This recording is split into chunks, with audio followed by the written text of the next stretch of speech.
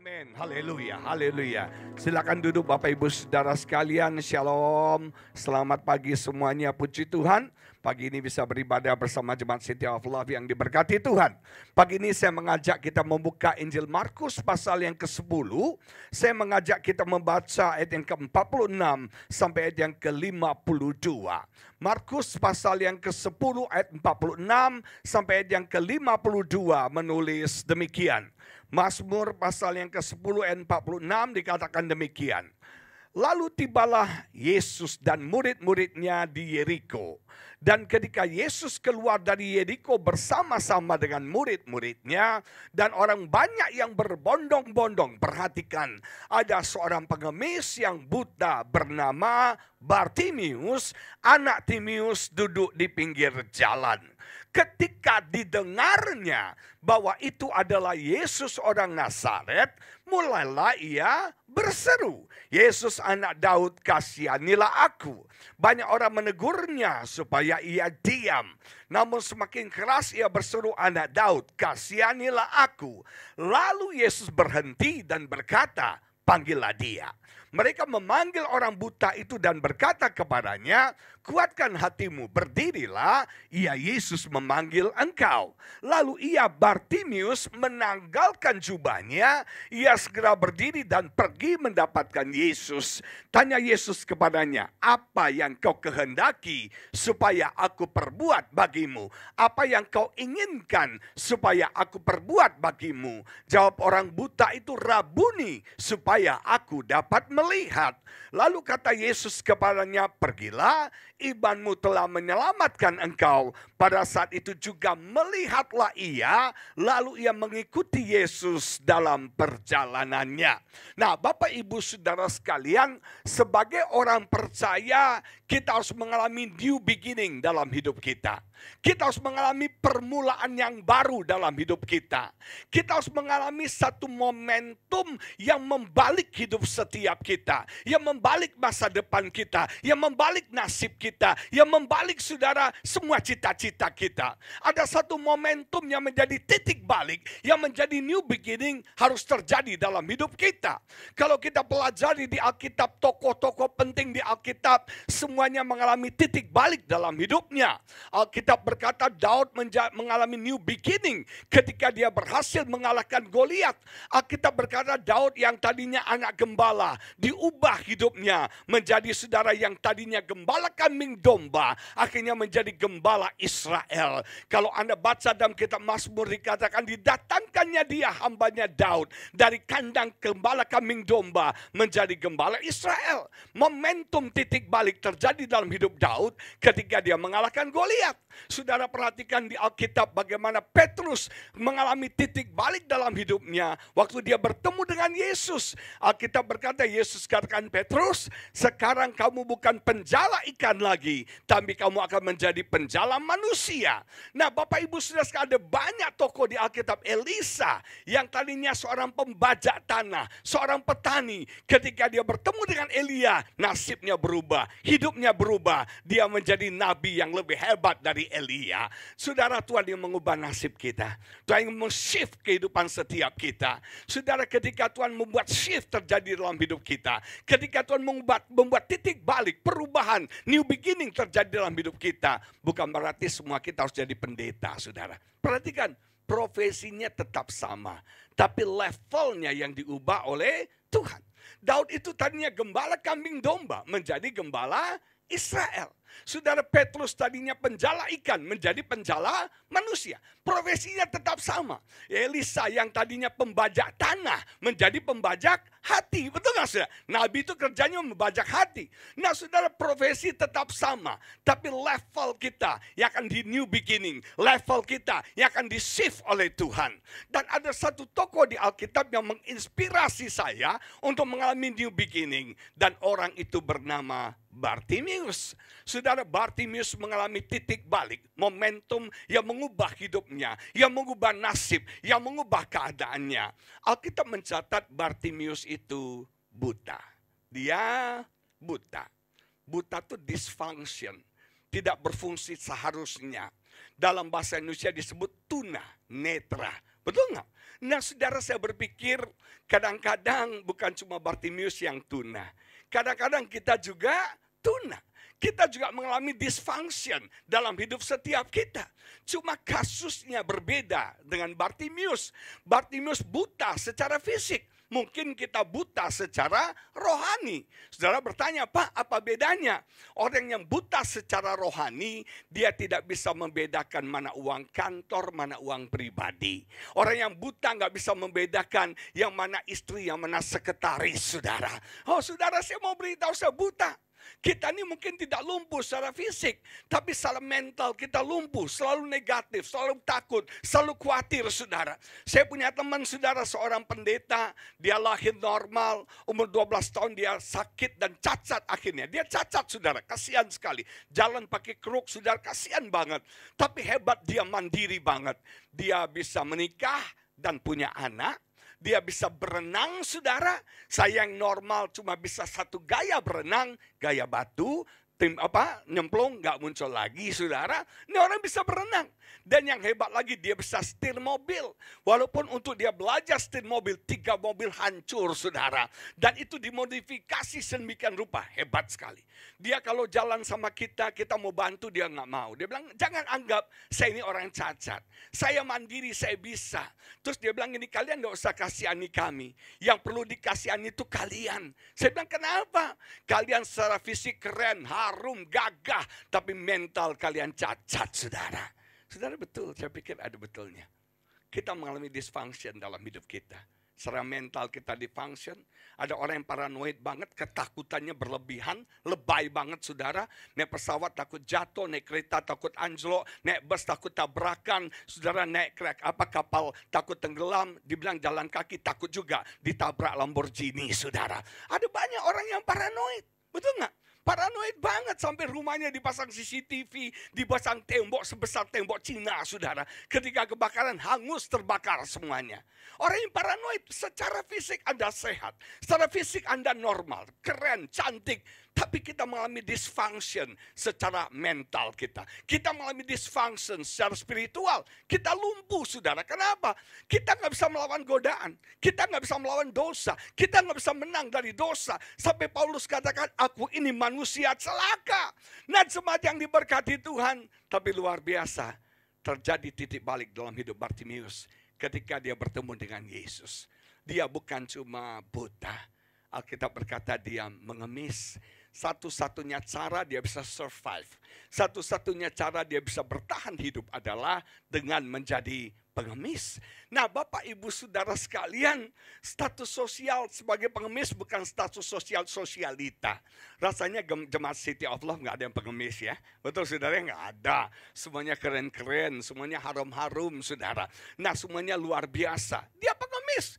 Status sosial yang paling rendah, status sosial yang nggak pernah dianggap, yang di underestimate, yang kita nggak pernah masuk teman IG kita, teman Facebook kita nggak akan follow pengemis, betul nggak? Yang kita follow Hotman Paris, yang kita follow yang sosialita.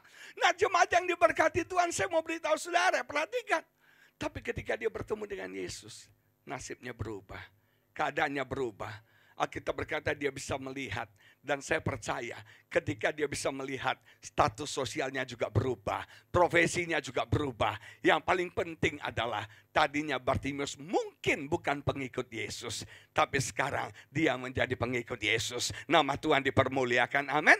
Nah, saudara, Allah ingin mengubah hidup setiap kita. Tuhan ingin membuat new beginning terjadi dalam hidup setiap kita. Nah, ada bagian yang harus kita lakukan. Ada tanggung jawab kita. Nah, kita mau belajar dari Bartimius, menginspirasi kita. Apa yang kita harus lakukan untuk terjadi new beginning. Untuk nasib kita berubah, takdir kita berubah, keadaan kita berubah. Yang pertama, dimulai dari keinginan. Dimulai dari apa? Keinginan. Makanya Yesus bertanya kepada Bartimius, apa yang kamu inginkan? Apa yang kamu kehendaki? Aku lakukan untukmu. Saudara, satu hal yang Anda tahu, kita bukan robot. Salah mikir kanmu, engkau bukan robot. Engkau manusia. Tuhan bukan menyetel kita dari surga pakai remote. No, kita ini manusia. Satu hal yang Tuhan berikan hebat pada manusia yaitu free will, yaitu kehendak bebas. Anda punya hak untuk memutuskan. Tuhan tidak pernah mengatur hidup kita. Tuhan cuma kasih pilihan. Anda mau berkat atau Anda mau kutuk, Anda mau hidup atau Anda mau kematian, itu hak Anda untuk memilih. Saudara, dan Tuhan memberikan kita keinginan. Saudara tahu nggak, keinginan itu powerful. Keinginan itu dahsyat banget. Kenapa? Karena keinginan kita akan membuka akses bagi Tuhan bekerja dalam hidup kita. Sekali lagi, keinginan kita akan menjadi akses bagi Tuhan untuk bekerja dalam hidup kita. Tuhan tidak akan mengubah hidup Anda kalau Anda tidak ingin diubah. Tuhan tidak akan berkati hidup Anda kalau Anda tidak ingin diberkati. Tuhan tidak akan sembuhkan penyakit Anda kalau Anda tidak ingin disembuhkan. Semuanya dimulai dari keinginan. Ketika Anda punya keinginan, Anda membuka akses bagi Tuhan untuk bekerja dalam hidup kita. Makanya kita Mazmur berkata, Allah akan memenuhi segala keinginan hatimu. Kita Filipi berkata, janganlah khawatir, nyatakanlah dalam segala hal keinginanmu kepada Allah. Semuanya dimulai dengan keinginan. Nah, saudara, Yesus bertanya kepada Bartimius, apa yang kamu inginkan? Apa yang kamu kehendaki aku lakukan untukmu? Nah, saya mau tanya kepada jemaat Tuhan pada pagi ini, apa yang kamu inginkan dari Tuhan pagi ini? Satu hal yang menyedihkan, waktu kita anak-anak, kita punya banyak keinginan. Betul? Anak-anak semua punya keinginan. Aku ingin begini, aku ingin begitu, ingin ini itu. Banyak sekali, betul nggak? Hari ini pengen jadi insinyur, besok pengen jadi menteri, lusa pengen jadi presiden, betul nggak? Pengen jadi antariksa. Kita punya banyak keinginan ketika kita kecil. Tapi semakin tua seseorang, keinginannya semakin hilang. Tanya sama orang tua, opa kita, opung kita, apa keinginanmu? Paling mereka cuma bilang, rest in peace, saudara. Mati dengan tenang. Gak punya cita-cita lagi. Gak punya impian lagi. Gak punya harapan lagi. Gak punya keinginan lagi. Itu uniknya manusia. Nah, kalau Tuhan tanya kepada jemaat di tempat ini, apa yang kau inginkan aku lakukan untukmu? Apa ya? Apa ya? Apa ya? Saudara, kita nggak punya keinginan lagi. Kenapa kita tidak punya keinginan? Karena kita nyaman dengan keadaan kita. Karena kita settle dengan keadaan kita. Karena kita nyaman, saudara. Saya mau beritahu jemaat Tuhan, tidak mudah menerima satu kenyataan yang kita tidak harapkan terjadi. Dengar ya, tidak mudah menerima satu kenyataan yang kita tidak pernah harapkan. Bartimius itu diduga lahirnya buta. Jadi gak ada orang mau buta. Gak ada orang mau rumah tangannya berantakan. Gak ada orang mau sakit kanker. Gak ada orang, saudara. Gak ada orang mau punya masalah. Gak gampang menerima satu kenyataan, satu fakta yang kita gak harapkan. Gak gampang. Dan karena kita harus menerima hal yang menyakitkan itu, akibatnya kita harus belajar survive dengan keadaan itu. Dan saya bersyukur banget Tuhan itu menciptakan manusia itu luar biasa. Anda tahu gak? Manusia itu makhluk yang cerdas. Manusia itu makhluk yang cerdas. Soal kiri kananmu bilang, kamu tuh cerdas. Cuma kamu gak sadar aja, saudara. Nah, manusia punya 3 kecerdasan. Kecerdasan yang pertama yang disebut dengan kecerdasan intelektual. Secara intelek kita cerdas. Manusia itu cerdas secara intelek. Cuma sayang, ada kuotanya, saudara. Makanya istilahnya intelektual quotient, kuotanya. Ada yang cerdasnya 8 giga, ada yang 16 giga, ada yang 32 giga, ada yang 16 giga, 34 giga, ada yang beribu-ribu giga. Coba lihat kiri kananmu, kira-kira cerdasnya berapa giga ya? Nah, saudara, saya punya teman, dia punya office boy, disuruh beli materai, dia datang bawa baterai, saudara. Itu nggak bodoh, itu cerdas. Cuma 4 giga, saudara ya. Nah, jemaat Tuhan memberkati kita kecerdasan secara intelektual. Buktinya kita cerdas. Manusia cerdas, manusia kreatif, saudara. Manusia itu luar biasa. Yang kedua, Tuhan memberikan kita yaitu kecerdasan emosional. Secara emosi kita cerdas. Buktinya Anda di gereja langsung rohani. Begitu di luar langsung rohana. Betul nggak? Di gereja haleluya, di luar langsung halelupa. Betul nggak, saudara? Kita langsung emosi. Ketika ada duit Anda langsung senang. Begitu nggak ada uang langsung stres. Siapa yang ngajarin? Itulah emosi. Manusia cerdas secara emosi. Kita pintar acting, terutama di gereja. Semua malaikat, saudara. Betul nggak? Tapi begitu keluar dari gereja, hantu, saudara. Tapi di sini nggak ada, sini nggak ada. Itu di gereja sana sini, saudara. Nggak ada sana. Nah, saya mencoba yang diberkati Tuhan, saya mau beritahu saudara. Yang ketiga, Tuhan memberkati kita dengan kemampuan, kecerdasan untuk beradaptasi. Adaptability, quotient. Tingkat kemampuan untuk beradaptasi. Yang hebatnya, manusia itu mampu beradaptasi dengan keadaan seperti apapun. Itu hebatnya manusia.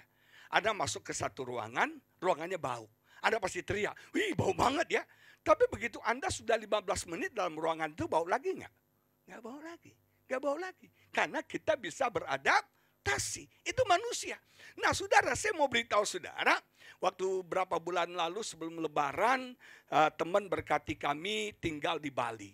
Dia punya private villa, kami bisa pakai, saudara, satu kamar. Keren banget. Kita kamarnya terus ada kolam renang, saudara. Walaupun kami tidak bisa berenang, tapi kami suka lihat kolam renang, saudara. Saya punya keinginan untuk nyemplung, saudara. Jadi saya tanya sama yang jaga villa, Mas, ini kolam renangnya flat atau menurun ya? Kalau menurun pertolongan pun indah ya. Bisa ngapung, terus dia dalam, kita main di sini aja. Dia bilang, oh ini flat Pak. Saya tanya, dalamnya berapa? 1,5 meter. Kalau 1,5 meter berarti saya nyemplung, yang muncul cuma ubun-ubun saya doang, saudara. Jadi hari pertama, kedua kita nggak berenang. Kadang kita nggak bisa berenang. Tapi pelayannya itu menawarkan macam-macam breakfast. Yang hari pertama kita breakfast di pinggir kolam renang, di bawah pohon Kamboja. Keren banget. Bisa follow di IG saya, saudara ya. Keren banget. Hari yang kedua kita breakfast di dalam kamar, lihat kolam renang. Nah, hari yang ketiga pelayannya tawarin ke istri saya. Ibu mau nggak floating breakfast? Floating breakfast itu apa? Breakfastnya dihidangkan di atas kolam renang. Oh, istri saya penasaran banget. Ini kalau di foto, posting di IG keren banget, saudara ya. Itu konsumsi ibu-ibu IG kan. Waduh, dia langsung oke. Akhirnya pagi disiapin, dia pagi udah bangun pakai baju renang. Nah, waktu dia mau masuk di kolam renang, saudara perlu tahu, kami ini kalau mandi itu air panas. Kami ini orang panas, bukan orang dingin. Jadi begitu masukkan kakinya ke kolam renang, itu kan pagi. Dinginnya minta ampun. Dia langsung, dingin, gak jadi. Saya bilang, sayang, kita punya kemampuan beradaptasi. Kamu masuk aja dulu, diamin berapa detik, masuk lebih dalam lagi, lama-lama udah begini-begini, jinjit dia. Gak taunya bukan 1,5 meter, saudara. Cuma segininya istri saya. Saya bilang, Mas, kalau tahu begini dari pertama udah nyemplung, betul gak, saudara? Udah jinjit di kolam renang. Nah, coba yang diberkati, manusia punya kemampuan untuk beradaptasi. Hebatnya, saya lihat orang, saudara, gaji 2 juta, bisa hidup 1 istri 3 anak. Gaji 2 juta, 1 istri 3 anak. Itu hebatnya manusia. Dia bisa survive. Saudara. Dia bisa tahu saja gereja yang ada pembagian sembako. Dia bisa tahu saja persekutuan doa yang ada makan malamnya, saudara. Betul nggak? Oh, ke Magdalena tuh kumpul semua, saudara ya. Kemana mau kumpul semua, Permata Hijau. Pokoknya ada makanan. Tuh datang belahan pelahap dan belahan pengerip itu, saudara. Datang. Saya punya teman, saudara, dari Singapura mau buat gereja di sini. Mereka buat ministry di satu hotel, jangkauannya pengusaha-pengusaha, karena dia level pengusaha. Dibuat di satu hotel bagus, kasih buffet. Dan itu buffetnya bukan buffet nasi rawon gitu. Buffetnya kayak orang kawin punya, saudara. Mewah banget. Kebaktian pertama, kedua, yang datang pengusaha. Tapi kebaktian ketiga, keempat, yang datang belalang pelahap dan pengerip, saudara. Yang datang bukan untuk dengar khotbah, tapi datang untuk apa? Makan. Saudara, mereka bisa tahu aja. Kenapa saya bisa tahu? Karena dulu mahasiswa saya seperti itu, saudara. Saudara, demi irit uang saku, kita cari persekutuan doa yang ada nasi bakmoynya, yang ada nasi rawonnya. Dan di Jakarta Barat banyak zaman dulu persekutuan doa ada makanannya, saudara. Jadi lumayan gratis makan malam. Manusia punya kemampuan untuk survive. Manusia punya kemampuan untuk bertahan hidup. Akibatnya ketika Anda nyaman dalam posisi Anda akan susah untuk berubah. Contoh paling gampang lah di DKI. Ahok memindahkan orang yang tinggal di pinggir kali. Betul nggak? Dipindahkan ke satu apartemen rumah susun, katanya ada kulkasnya, ada AC-nya. Betul nggak? Ada kulkas, ada AC katanya. Saya nggak pernah lihat, tapi katanya. Nah saudara, saya mau tanya, hidup di pinggir kali itu bagus nggak sih? Sehat nggak sih? Dipindahkan ke tempat yang seharusnya. Saya tanya, mereka senang apa marah? Marah. Karena mereka senang nyaman tinggal di pinggir kali. Ini kan pinggir kali indah permai, saudara. Betul nggak? Kami itu nenek moyang turun-temurun sudah di pinggir kali. Manusia itu merasa nyaman. Dan ketika Anda merasa nyaman, Anda tidak akan bisa berubah, saudara. Ketika Anda nyaman dalam hidup Anda tidak akan bisa berubah. Kadang-kadang Tuhan perlu goncang hidup kita supaya kita boleh berubah. Nama Tuhan dipermuliakan. Amin. Saudara, akhir 2013, saya bilang sama istri saya, Mami, saya udah nyaman hidup saya. Saya udah punya rumah, udah punya mobil, saya punya istri yang luar biasa, the one and the only one, saudara. Istri yang dahsyat, yang super power, yang Wonder Woman semua bagi saya deh. Luar biasa banget, Tuhan berikan buat saya. Sebenarnya saya udah nyaman. Saya gak mau kejar setoran lagi, udah capek. Ya hidup ini nyaman, enjoy aja. Ketika saya berkata nyaman, beberapa bulan kemudian saya sakit, ginjal saya bocor. Kenapa Tuhan goncang hidup kita? Supaya kita tidak nyaman. Dan musuh orang Kristen adalah kenyamanan. Ketika Anda nyaman, Anda tidak akan berubah.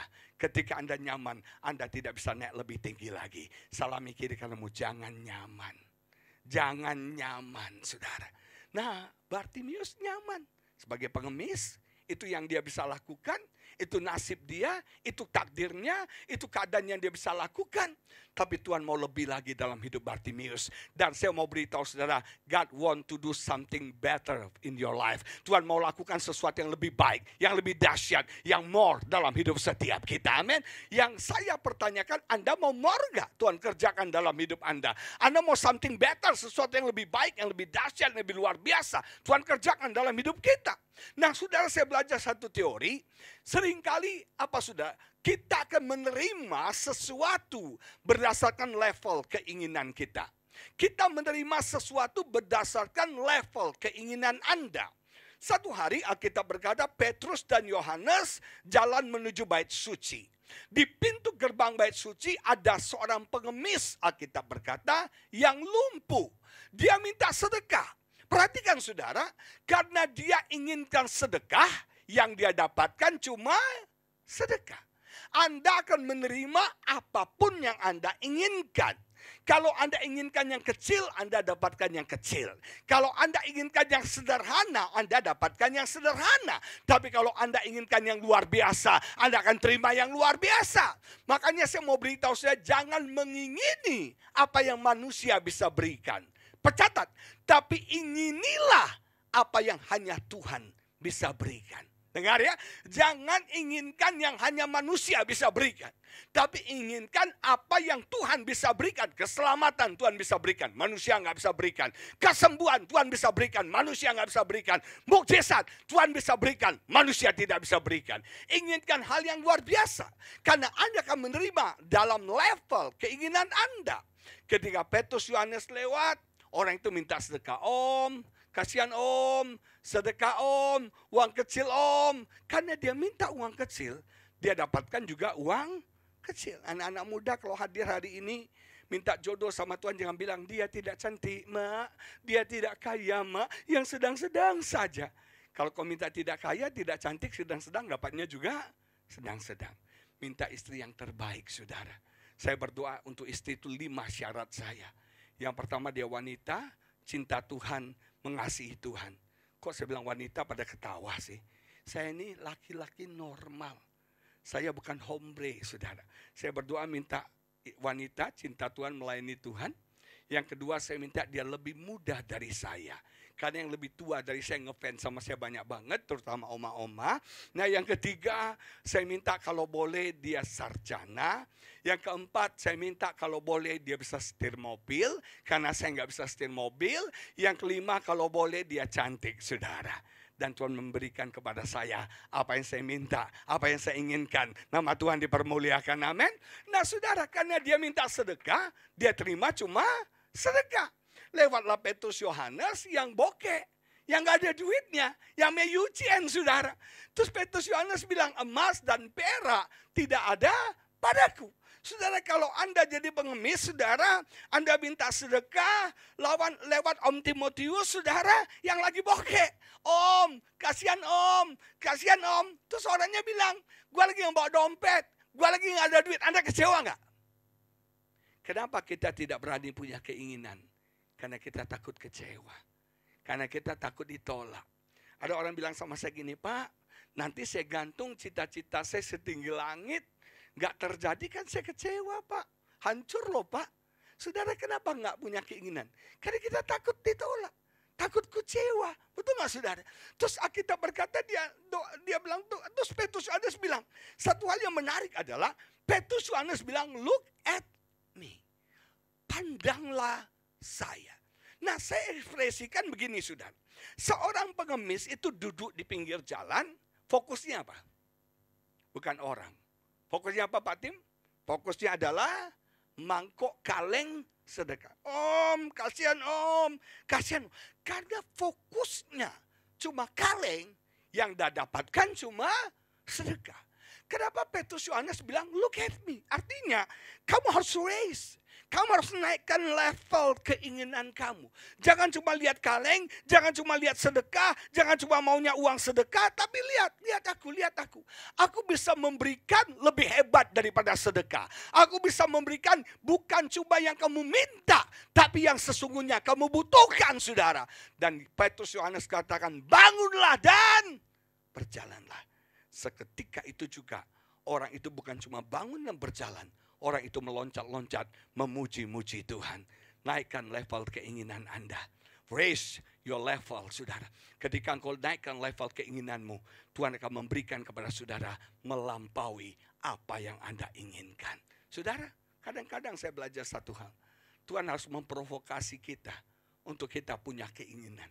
Tuhan harus memprovokasi kita supaya kita punya keinginan. Harus provokasi. Contoh di Alkitab itu gampang, Hana. Hana itu saudara wanita mandul. Mandul saudara. Dia gak punya anak. Dan itu sudah takdirnya. Itu sudah nasibnya. Hana harus menerima nasib sebagai wanita mandul. Tapi luar biasa. Ada provokator. Provokator itu namanya siapa? Penina. Itu adalah istri mudanya Elkana. Saudara, Penina punya anak. Anaknya banyak, saudara. Dan Penina selalu mengejek Hana. Penina selalu mengolok-olok Hana. Penina selalu menghina Hana.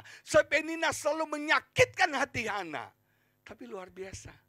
Ternyata Penina itu, olok-olokan Penina, membangkitkan keinginan Hana untuk ingin punya anak. Saudara, kadang-kadang untuk kita berubah, punya keinginan untuk berubah, Tuhan kirim provokator. Provokatornya bisa orang yang menghina kita, orang yang menyakiti kita. Provokatornya bisa masalah berat, provokatornya bisa penyakit. Ada orang, saudara, kalau nggak diprovokasi nggak akan berubah. Ada orang begitu. Dia itu kalau sudah kapok baru dia berubah. Kadang-kadang Tuhan harus provokasi kita. Tuhan kirim orang-orang yang menghina, mengejek, mengolok kita. Tuhan kirim masalah yang berat. Tuhan kirim yang namanya penyakit untuk kita mau untuk berubah. Setelah ginjal bocor, baru saya berubah, saudara. Benar, saya berubah. Kapok. Istri saya selalu bilang, mau sakit lagi. Mau sakit lagi loh. Mau sakit lagi. Nah, sepanjang diberkati Tuhan. Saudara, kadang-kadang Tuhan kirim provokator. Orang-orang menghina kita. Orang bilang, apa lo gak punya masa depan lo. Saudara, tapi itu bagus. Itu membuat kita punya keinginan. Karena ejekan Hana, Penina. Hana punya keinginan. Dia datang sama Tuhan. Dia berkata, Tuhan berikan aku anak. Saudara, seringkali saya belajar satu hal. Percaya nggak saudara?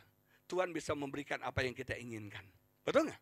Tuhan bisa memberikan apa yang kita inginkan. Tapi yang jadi masalah adalah seberapa besar Anda menginginkan itu. Seberapa benar-benar sungguh-sungguh, seberapa lapar, seberapa haus Anda menginginkan hal itu. Hana datang sama Tuhan, dia nangis. Tuhan, berikan aku anak. Dia berdoa seperti wanita yang mabuk. Seperti wanita yang mabuk. Tuhan, berikan aku anak. Kira-kira dia doa, Tuhan, berikan aku anak. Kalau enggak aku mati, Tuhan. Aku minta anak, aku minta anak. Dia nangis, sudah dia jerit seperti wanita mabuk. Kenapa apa yang Anda inginkan tidak terjadi? Karena doa Anda sangat biasa, sangat normal. Doa yang normal itu, ayo semua, lipat tangan, tundukkan kepala, cuci kaki, bobo, saudara ya. Itu doa yang normal. Doa yang normal itu doa tuh, aku datang. Itu Daniel prayer, saudara. Itu doa yang biasa, normal. Tapi doa yang akan membuat breakthrough terjadi ketika kita doa dengan sepenuh hati kita. Unusual prayer bring unusual miracle. Doa yang luar biasa akan membuat mukjizat yang luar biasa terjadi dalam hidup setiap kita. Nama Tuhan dipermuliakan, amin. Saudara, luar biasa. Yang kedua yang saya pelajari adalah, saudara, untuk kita mengalami perubahan dalam hidup kita, new beginning dalam hidup kita, jangan lihat apa yang kau tidak punya. Lihat apa yang kau punya dan pakailah apa yang kau punya. Bartimeus memang buta, tapi dia tidak bodoh. Dia tahu, dia bisa cari informasi bahwa Yesus itu adalah anak Daud. Dari mana dia tahu Yesus itu anak Daud? Dari mana dia tahu Yesus itu bisa menyembuhkan dia? Saudara, Anda mungkin punya kelemahan, tapi Anda punya kelebihan. Saudara, Bartimeus itu pinter. Dia sudah cari di Google, dia browsing Yesus, muncul anak Daud, penyembuh. Saudara, muncul Yesus itu siapa? Dan sudah ketika Yesus lewat, dia berkata, Yesus anak Daud. Dari mana dia tahu Yesus anak Daud? Yang kedua, walaupun dia buta, dia tidak tuli, saudara. Dia mendengar bahwa Yesus lewat. Saya bersyukur banget, iman timbul bukan dari penglihatan. Kalau iman timbul dari penglihatan, celaka Bartimeus. Karena dia buta, dia dengar, imannya muncul. Dan luar biasa. Kalau Anda perhatikan, walaupun dia buta, dia tidak bisu. Dia berteriak, Yesus anak Daud, kasihanilah aku. Yesus anak Daud, kasihanilah aku. Dia berteriak sama Tuhan, kasihani aku. Saudara, jangan pakai apa yang kau tidak punya, tapi pakai apa yang kau punya. Setiap kita punya kelemahan, tapi setiap kita punya kelebihan. Saudara, jujur, saudara, kalau kita fokus kelemahan kita, kekurangan kita nggak akan pernah maju. Kita nggak akan pernah berubah. Tapi fokus kepada apa yang Tuhan berikan kepada kita. Janda yang ditolong oleh Nabi Elisa, Elisa cuma tanya, apa yang ada di rumahmu? Kita selalu melihat apa yang kita nggak punya. Kita lupa apa yang kita punya.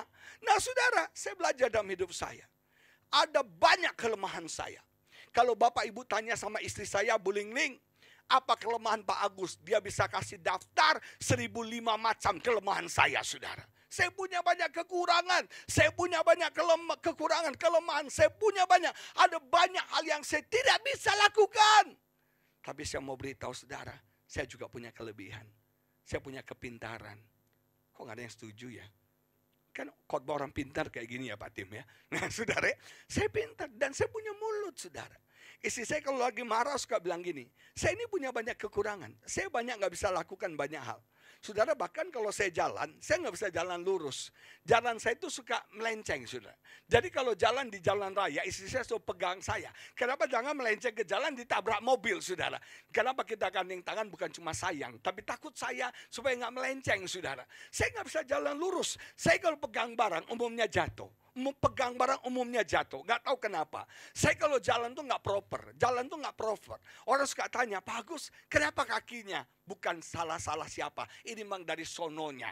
Dulu kecil saya hampir folio, tapi saya sembuh saudara. Tapi akibatnya kaki saya jalannya keseret. Tapi saya bersyukur, kaki saya jalan keseret, saya jadi pendeta. Kalau kaki saya jalannya normal, mungkin saya sudah jadi model. Jadi apa saudara? Betul nggak? Jadi peragawan, betul nggak saudara? Tapi untuk kaki saya jalannya keseret, jadi pendeta hari ini. Nama Tuhan dipermuliakan, amin. Nah jemaat, saudara, ada banyak kekurangan saya. Ada banyak kelemahan saya. Tapi saya nggak mau lihat kelemahan saya. Saya nggak mau lihat kekurangan saya. Saya punya kelebihan. Dan saya pakai kelebihan saya. Satu hari istri saya marah, dia bilang ini, kamu ini semua nggak bisa. Semua nggak bisa. Yang kamu bisa itu cuma satu, khotbah. Nah itu dia. Khotbah itu yang bikin lu bisa menikah sama gua. Khotbah itu yang bikin lu punya rumah. Khotbah itu yang bikin lu keliling dunia. Betul gak saudara? Saudara, saya punya banyak kekurangan. Yang saya bisa cuma satu, khotbah. Dan itu jadi berkat bagi banyak orang. Nama Tuhan dipermuliakan, amin. Nah jemaat, jangan fokus pada kelemahanmu. Pada kekuranganmu. Jangan fokus pada apa yang kau gak punya. Fokus pada kelebihanmu. Maka new beginning akan terjadi dalam hidup setiap kita. Nama Tuhan dipermuliakan, amin. Yang terakhir, mungkin udah terakhir ya Pak ya. Ada satu lagi, tapi terakhir aja. Yang saya salut saudara, Bartimeus berseru sama Tuhan. Dia berseru. Saudara, tidak ada orang support dia. Nah saudara perhatikan, seringkali orang nggak ada support kita. Pak Tim, orang belum tentu support visi Anda. Orang belum tentu support impian Anda, belum tentu. Bahkan orang seringkali membunuh impian kita. Yusuf, dia cerita mimpinya sama saudaranya. Apa yang dilakukan? Mereka membunuh Yusuf. Saudara, orang akan membunuh impian Anda. Karena orang gak mau Anda lebih dari mereka. Orang mau Anda sama, bahkan lebih rendah dari mereka. Tapi hebat, Bartimeus berseru. Alkitab berkata, Yesus berhenti. Dan Yesus berkata, panggillah dia. Keinginan membuka akses, Tuhan bekerja. Tapi sekarang, kata panggillah dia, Tuhan yang buka akses kepada Bartimeus. Tuhan buka akses, panggillah dia. Wow, akses, invitation, undangan. Yesus beri kesempatan, Tuhan Yesus buka pintu, mari datang, mari datang. Nah sekarang kalau tadi Tuhan kita buka pintu bagi Tuhan, sekarang Tuhan buka pintu bagi kita. Apa yang harus kita lakukan? Kita harus respon. Yang hebatnya ketika dia dengar Yesus memanggil dia, yang dia lakukan Alkitab berkata, dia menanggalkan jubahnya. Dan dia datang kepada Yesus. Ada dua hal yang harus Anda catat. Yang pertama, orang buta itu punya familiar area. Artinya dia mau ke sana dia tahu. 1, 2, 3, 4, 5. Dia udah kebiasaan. Betul nggak? Nah ketika Yesus memanggil dia harus mencari arah yang baru. Arah yang berbeda. Dan itu nggak gampang bagi Bartimeus, tapi dia respon. Yang kedua yang harus Anda perhatikan, dia menanggalkan jubahnya. Jubah ini security sistemnya. Jubah ini asuransinya. Jubah ini hidupnya. Jubah ini pekerjaannya. Jubah ini masa depannya. Zaman dulu seorang pengemis pakai uniform. Pakai seragam. Dan seragamnya jubah yang dibuat dari kulit onta. Jadi ini hidupnya. Ini asuransinya. Ini masa depannya. Ini semuanya dalam hidupnya. Tapi dia tanggalkan hidup lamanya. Karena dia tahu ada hidup baru yang lebih baik di dalam Yesus. Kenapa engkau tidak berubah? Karena engkau tidak pernah mau menanggalkan hidup lamamu. Engkau tidak pernah mau melepaskan manusia lamamu. Saudara, manusia itu egois. Kita mau yang lama, tapi juga mau yang sama wae, saudara. Kita mau yang lama, mau juga yang gak bisa. Kalau Anda mau new beginning terjadi, yang old harus dilepaskan. Maka yang new Tuhan akan berikan. Yang lebih baik, yang lebih indah, yang lebih luar biasa. Tuhan akan berikan dalam hidup setiap kita. Saudara, satu hal yang saya kagum dari Bartimeus adalah dia make a first step. Amin. Kenapa banyak orang tidak berubah? Karena dia nggak pernah buat langkah awal. Dia segera menanggalkan jubahnya dan dia melangkah datang kepada Yesus. Anak yang bungsu yang di kandang babi itu menyesal. Dia menyesal di kandang babi tapi tidak terjadi perubahan. Ada berapa banyak orang kesan menyesal tapi tidak berubah hidupnya. Menyesal doang. Pertobatan terjadi ketika dia meninggalkan kandang babi.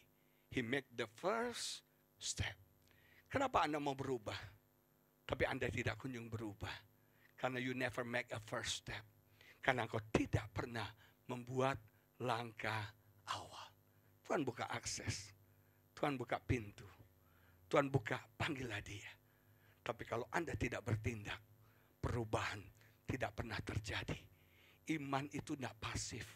Iman itu aktif.